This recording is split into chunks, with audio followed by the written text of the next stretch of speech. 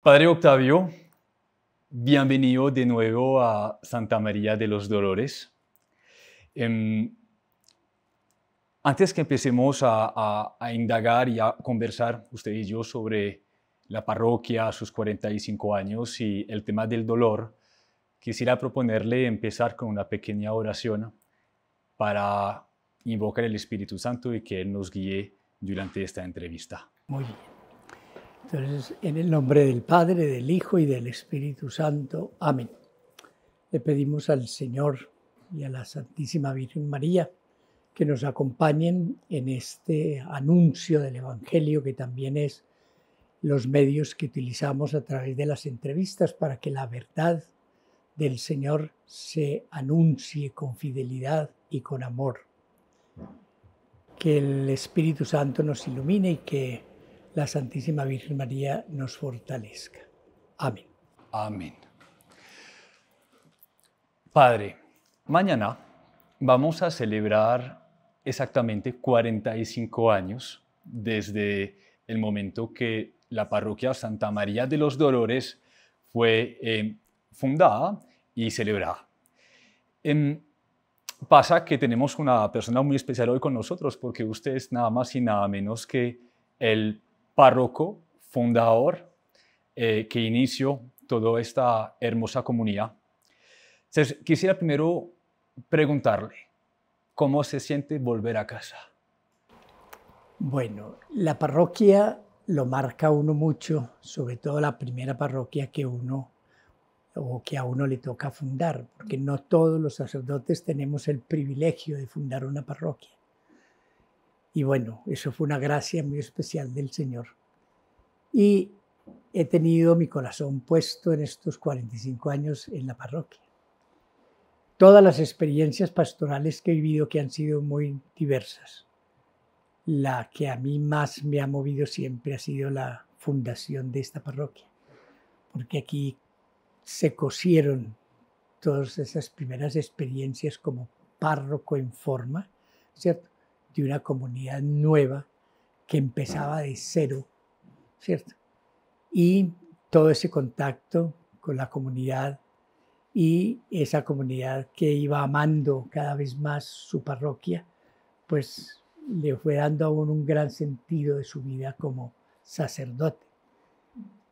Yo recuerdo que yo tenía un tío sacerdote, me dijo siempre, Octavio, nunca dejes la parroquia.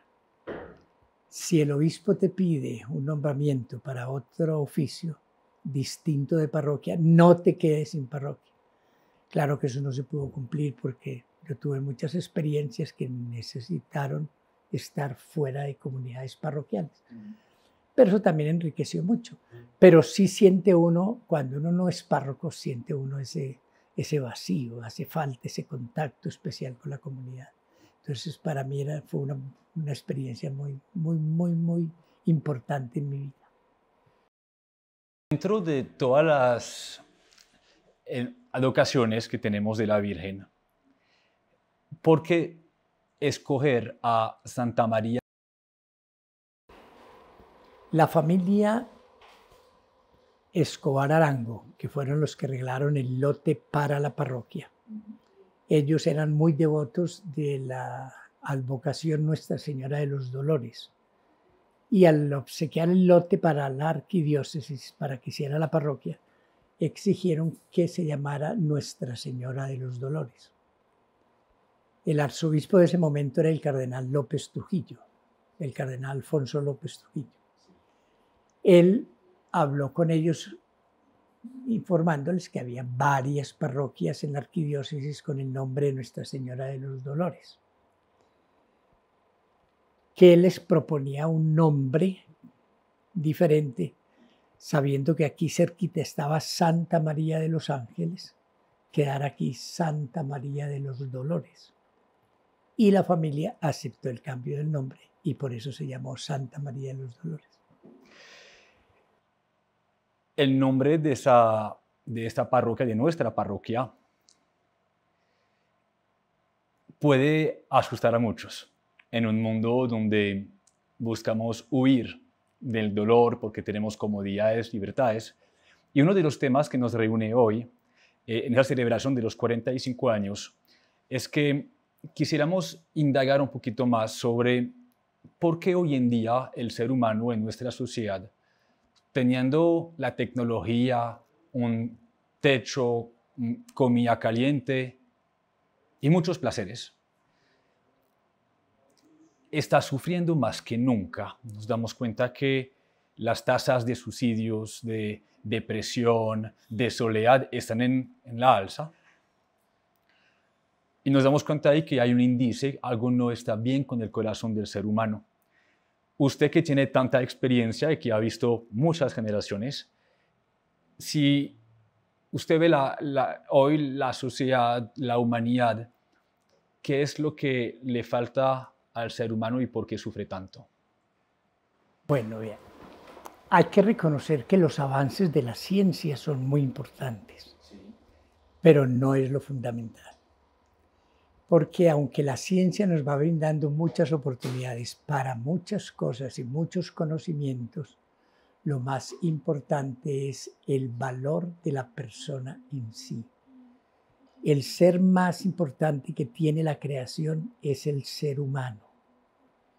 Y por eso Dios, al único ser que hizo a su imagen y semejanza, fue al ser humano. Hagamos al hombre a nuestra imagen y semejanza, lo dijo en la creación. Y cuando le dio al hombre el regalo de ser co-creador, ¿cierto? Lo fundamental en la humanidad es el ser humano. Y hoy, con todos estos avances que hemos tenido de la ciencia y la preocupación por tantas cosas, nos hemos ido convirtiendo en seres muy egoístas, muy individualistas. Yo tengo que tener todo lo que pueda estar a mi alcance, hasta que estoy viendo al otro como mi estorbo, ¿no es cierto? Y entonces yo tengo que ir buscando mi bienestar, y como el mundo le ofrece placer en todos los campos, yo, si el otro me sirve para el placer, lo uso. Si no me sirve para el placer, lo quito. Y entonces la soledad que se va sembrando va haciendo que el ser humano pierda lo fundamental, que es la relación interpersonal.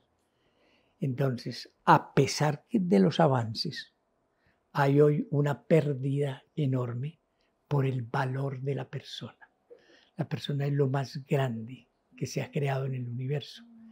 Y cuando yo aprendo a relacionarme con la persona, soy capaz de valorar, ¿no es cierto?, lo que ella es en sí misma, no lo que tiene porque haya conseguido con la evolución del mundo.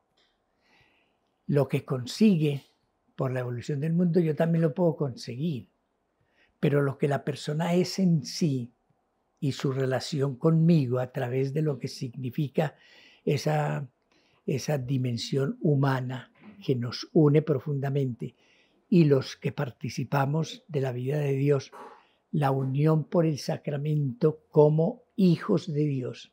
Y si somos hijos, somos hermanos. Entonces hemos olvidado lo fundamental, que es la defensa de mi hermano, el amor a mi hermano, el cariño por mi hermano, la preocupación por mi hermano. Y el egoísmo nos ha llevado a que no, tener. Y se convirtió lo fundamental del hombre en la tenencia, no en el ser. Cuando nosotros volvamos a recuperar esa situación fundamental del ser, ahí vamos a aprender nuevamente a tener una dimensión diferente en el mundo. Y ahí es donde todos cabemos, donde todos podemos ayudarnos, donde todos podemos vivir una dimensión distinta. El egoísmo nos impide ver la dimensión fundamental del otro. La caridad, el amor, que es lo que Dios nos insiste tanto a nosotros, es lo único que nos hace reconocer la grandeza del otro como hijo de Dios y como obra predilecta de la divinidad. Se sigue entiendo bien, ¿no? es maravilloso que el mundo tenga más avances para la salud, su progreso, pero hoy en día el progreso no necesariamente siempre es bueno para el alma y la dignidad humana, porque nos hemos escondido detrás de, usted lo decía, de más pertenencias, más proyectos, más ambiciones, más adquisiciones, y al detrimento de esto, hemos dejado de mirar a Dios, hemos dejado de mirar a nuestro hermano, nos miramos a nosotros mismos y ahora nuestro hermano se vuelve un objeto que nos está un poquito impidiendo de seguir adelante y empieza un conflicto donde ya no buscamos amar y ayudar al prójimo, sino buscar nuestros propios placeres y ambiciones. Y usted dijo que no es hasta que volvemos a mirar, a buscar a Dios, que vamos a recubrir nuestra capacidad de amar. Yo quisiera en este caso preguntarle por qué Jesús termina siendo nuestro mejor antídoto para darnos cuenta que tantos avances, tanta comodidad nos está dañando el alma y que Él solo nos puede reenseñar a amar, amarlo a Él y amar a nuestro prójimo. Yo parto de aquel texto del Evangelio donde Cristo dice al final de la vida, pues, ¿no es cierto? Voy a reunir la humanidad y pondré a unos a la derecha y otros a la izquierda. A los de la derecha les diré, venid benditos de mi Padre, porque tuve hambre, tuve sed, estuve desnudo, estuve enfermo, estuve en la cárcel y me asististe. ¿Cuándo, Señor? Cuando lo hiciste con uno de estos, mis hermanos más pequeños. Id malditos al fuego eterno, porque tuve hambre, tuve sed, estuve desnudo, estuve enfermo, estuve en la cárcel y no me asististe. ¿Cuándo, Señor? Cuando no lo hiciste con uno de estos. La meta fundamental del hombre es la participación en la dimensión divina. Pero para participar en la dimensión divina, nosotros sabemos que tenemos que ir caminando a la luz del Evangelio por ese camino que trazó Cristo y que se fortalece con la gracia sacramental. No podemos vivir la vida de Cristo sin la gracia sacramental. La gracia sacramental es fundamental para la vida que Dios quiere para nosotros. Porque, por eso lo dijo él, y fue el discurso que causó polémica. Si no comen mi carne y no beben mi sangre, no tienen vida en ustedes. Eso dividió sus mismos seguidores. Los apóstoles fueron los únicos que le dijeron, ¿a quién vamos a ir si tú tienes palabras de vida eterna? Porque el Señor les dijo, y si ustedes quieren, váyanse también. No atajó a los otros, venga, yo les explico qué es eso, no. ¿Cuál es eso? El sacramento de la Eucaristía. Que cuando nosotros lo recibimos, estamos haciendo un cambio de esa condición humana en la condición divina. Porque la divinidad se humanizó para que la humanidad se divinizara. Y la humanidad no se diviniza con las cosas del mundo, sino con las cosas de Dios. Por eso entonces yo digo, mientras nosotros no entendamos que es fundamental toda esa gracia que a través de los sacramentos la Iglesia nos entrega, por medio de los sacerdotes que el Señor ha puesto para presidir los sacramentos, sacramentos que son realmente divinos, ¿cierto? Y que son santos en sí, no porque el sacramento sea santo, porque el sacerdote lo sea, y no que el sacramento no sea santo, porque el sacerdote no lo sea. El sacerdote preside en su condición humana, pero con el don del sacramento del orden, el sacramento para repartirlo a la comunidad. Y la comunidad, alimentándose de la gracia divina, va transformando su ser humano. La vida es una transformación permanente de lo humano en lo divino, ¿no es cierto? Porque así lo quiso el Señor y así nos invitó, por eso vino Él a morir por nosotros, ¿cierto? Con esa manifestación de todo ese dolor de tener que padecer su pasión como la padeció y morir en la cruz para mostrarnos el amor de Dios. Y ahí Él, por eso en la resurrección, no volvió a recuperar su cuerpo igual, porque los apóstoles se asustaron cuando lo vieron y creyeron ver un fantasma, dice el mismo Evangelio. Y el Señor: soy yo, toquen, palpen, miren, vean, soy yo el que estoy aquí. Esa condición divina que manifestó Cristo desde la resurrección, porque en la vida con los apóstoles fue su condición humana sin dejar de ser Dios. Pero después de la resurrección ya no era la condición humana, era solo la condición divina. Y la verdad es porque Él no tocó la puerta, ábrame que yo voy a entrar, pasó por entre las paredes, ya no tenía que estar sometido al espacio y al tiempo del ser humano. Él es Dios.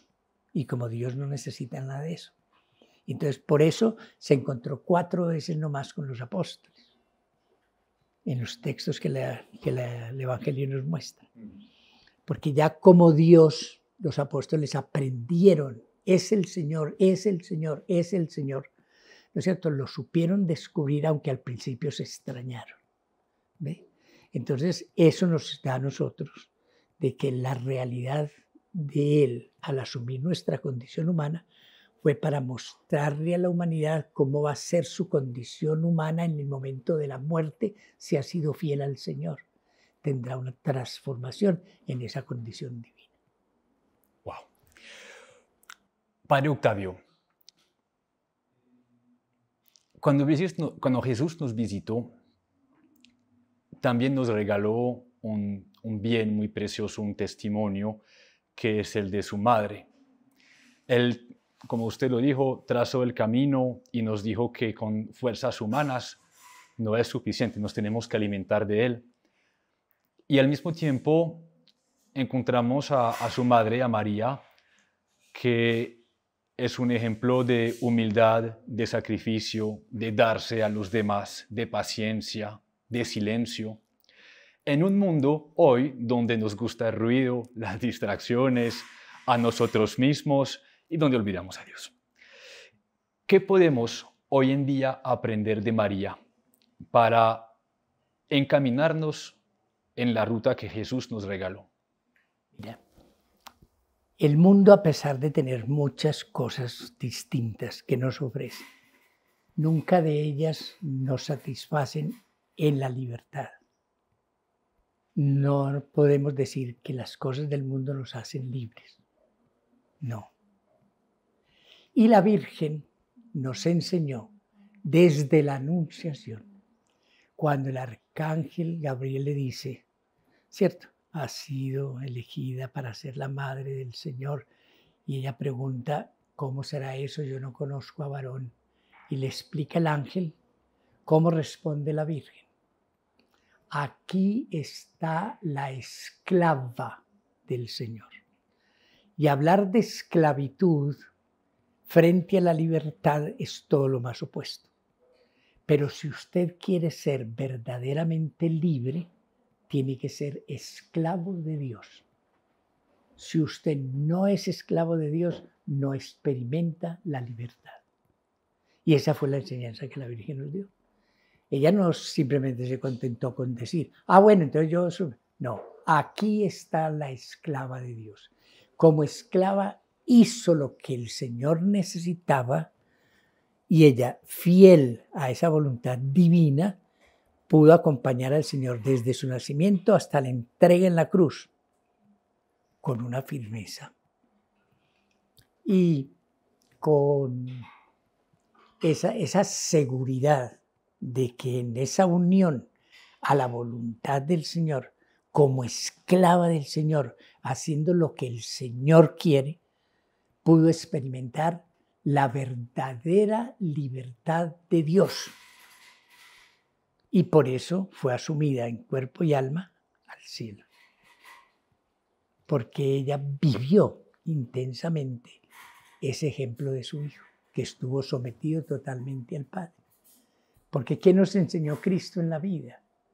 Que la única razón de ser nuestra es la de ser obedientes al Padre en todo para poder participar de la gloria, así como Él fue obediente al Padre. Y en su momento más duro, aparta de mí este cáliz, le dice, pero no se haga mi voluntad, sino la tuya. Entonces esa obediencia a Dios es lo que nos hace verdaderamente libres. Así como la esclavitud parece contraria a la felicidad y la libertad, también cuando Jesús nos enseña que si queremos salvar nuestra vida, la perderemos, y si la perdemos, la vamos a ganar, la vamos a salvar. Entendemos entonces que de pronto el ser humano encuentra su verdadera felicidad y su libertad cuando empieza a pensar menos en él y a renunciar a sí mismo. ¿Cómo es eso posible, Padre? Mira, realmente la fórmula, si uno dice, pues dar cuál fórmula, a ver, para esa situación, ¿cuál sería la fórmula? Yo respondería, la fe. Si yo tengo verdadera fe en el Señor, ¿por qué dudo del Señor? Que todos dudamos, sí, y que en los momentos más difíciles nos provoca, pues, como pelear con el Señor y enfrentarlo. Bueno, pues, ¿qué pasó con esto? Pero es que es el Señor el que traza el camino, que quiere que nosotros recorramos para poder participar de esa plenitud de su reino, ¿no es cierto? Él nos quiere mostrar que por bueno que sea el mundo, por grande que sea el mundo, por placentero que parezca ser el mundo, eso es nada frente a lo que es su reino, que Él vino a inaugurarlo y por eso comenzó a luchar contra el demonio, que fue el que trató de esclavizar la humanidad en sus apetencias contrarias al querer de Dios. Entonces, si hay fe y fe verdadera, como tuvo la Virgen, que la fe es confianza en, yo siempre digo, ¿qué es fe? Es confiar en. Cuando uno dice que yo creo en este o confío en este, no sé, yo creo en esto es porque confío en este. Pero en Dios, la verdadera fe en Dios es la confianza en Dios. No es fácil, entre comillas, porque lo que uno necesita es ponerse en las manos del Señor. Y en la oración decirle al Señor, ayúdame, Señor, a recorrer tu camino, tu camino. Wow, Padre, muchas gracias. Vamos a cerrar con una última pregunta, que sería un último pequeño mensaje para las personas que hoy sufren. ¿Usted qué le quiere decir a las personas que están agobiadas, cansadas? ¿Qué mensaje le tiene? Yo siempre puedo decirles a ellos, como todos hemos pasado por el dolor, y ellos tienen ahora una situación muy dura y muy difícil. El dolor lo entiende uno del otro cuando uno lo ha padecido también, ¿no es cierto? Y a pesar de que la reacción natural es ¿por qué el dolor? No hay que decir ¿por qué el dolor? Hay que recordar aquello que en la misma Sagrada Escritura dice que el Padre corrige al Hijo porque lo ama, ¿no es cierto? Y a veces estas experiencias de dolor es como el llamado que el Señor nos hace a todos y cada uno de nosotros porque nos ama entrañablemente y sabe por dónde debemos purificar nuestras cosas. Entonces, saber aceptar ese dolor pensando en lo que significó la entrega del Señor por nosotros en la cruz, en medio de un dolor tan duro. Porque no podemos decir que es que Cristo no padeció el dolor. Porque le dijo al Padre, aparta de mí este cáliz si es posible, porque él sabía lo que iba a experimentar. Pero no se haga mi voluntad, sino la tuya. Entonces, a los que están en este momento en el dolor, Yo siempre les digo, si es en su enfermedad, en su dolor, yo les digo, pónganse en manos de Dios. Póngase en manos de Dios. Dispóngase a las manos de Dios. Que el Señor haga con usted lo que quiera. Dígale, Señor, haz conmigo lo que quieras. Pero no trate de luchar, es que yo quiero, es que yo necesito, es que yo... No, en tus manos, Señor, estoy. Punto. Y si la gente desde el momento en que experimenta los dolores tan duros, cuando le avisan, por ejemplo, usted tiene un cáncer, inmediatamente se pusiera en las manos del Señor. Señor, en tus manos me pongo, ¿cierto? Me ofrezco a ti. Ayúdame a serte fiel en esa experiencia. Es un dolor que la asemeja a esa persona en la entrega que Cristo hace en la cruz por nosotros en la obediencia al Padre. ¿Cierto? Porque Él obedeció al Padre. Y así fue redimida la humanidad. Entonces yo les diría, no se desespere, confíe, póngase en las manos de Dios y ofrezca todo eso que a veces parece imposible, pero cuando uno se pone en las manos de Dios, todo lo puede. Terminaremos con esto. Cuando uno se pone en las manos de Dios, uno todo lo puede. Todo lo puede. Que es, a fin de cuentas, todo lo puedo en Cristo que me fortalece. Padre Octavio, muchísimas gracias por su visita, por sus cálidas palabras y consejos. Esperamos que disfrute bastante de esta misa que ya se viene y le pedimos a Dios que lo bendiga bastante para volverlo a ver muy pronto aquí en la parroquia. Muchas gracias. A usted. Muchas gracias.